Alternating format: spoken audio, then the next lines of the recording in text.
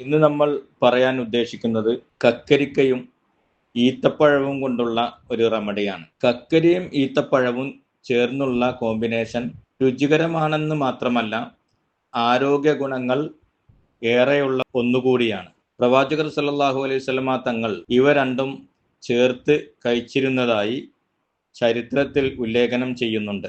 ഈത്തപ്പഴം, ഇതിൽ ധാരാളം പ്രകൃതിദത്ത പഞ്ചസാര അടങ്ങിയിരിക്കുന്നതിനാൽ പെട്ടെന്ന് ഊർജം നൽകുന്നു. കക്കരിക്കയാണെങ്കിൽ ഇതിൽ 95% വെള്ളമാണ്. ഇത് ശരീരത്തിലെ ചൂട് കുറക്കാനും ജലാംശം നിലനിർത്താനും സഹായിക്കും. രണ്ടിലും നാരുകൾ അഥവാ ഫൈബർ അടങ്ങിയിട്ടുള്ളതിനാൽ ദഹനം സുഗമമാക്കാനും മലബന്ധം തടയാനും ഇത് സഹായിക്കും. കക്കരിയുടെ തണുപ്പും ഈത്തപ്പഴത്തിൻ്റെ ചൂടും കൂടിച്ചേരുമ്പോൾ അത് ശരീരത്തിൻ്റെ താപനില ക്രമീകരിക്കാനും സഹായിക്കുമെന്ന് പറയപ്പെടുന്നു. പ്രത്യേകിച്ച് ഈത്തപ്പഴം ചൂടായതുകൊണ്ട് കക്കരി ചേരുമ്പോൾ ആ ചൂടിനെ മിതത്വമാക്കും. കക്കരി തണുപ്പായതുകൊണ്ട് ഈത്തപ്പഴം ചേരുമ്പോൾ അതിൻ്റെയും ആ പ്രകൃതിയെ അത് മിതത്വമാക്കി കൊണ്ടുവരും.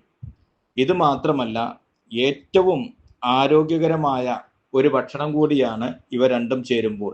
ഇത് ജ്യൂസായിട്ട് ഉപയോഗിക്കുമ്പോൾ ശരീരത്തിലേക്ക് പെട്ടെന്ന് അത് ചേരാനും കാരണമാകും.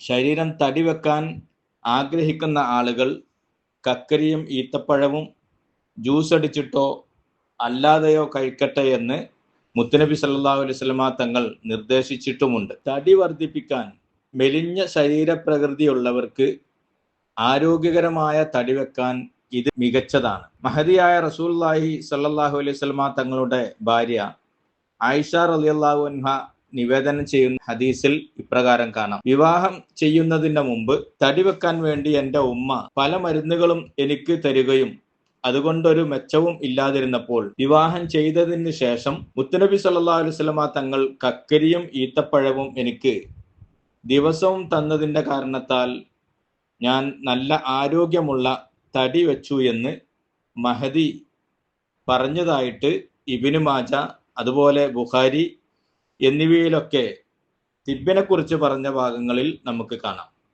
ആയതുകൊണ്ട് നമ്മളെല്ലാവരും നല്ലതായ കെമിക്കൽ ചേരാത്ത നല്ല പച്ചക്കറികളും പഴങ്ങളും ചേർത്തി കഴിച്ചാൽ ആരോഗ്യമുള്ള ശരീരപ്രകൃതിയായി നമ്മൾക്ക് മാറ്റാം.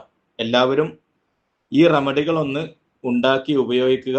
നല്ല സുന്ദരമായ ശരീരമാവട്ടെ എന്ന് നമുക്ക് പ്രാർത്ഥിക്കാം.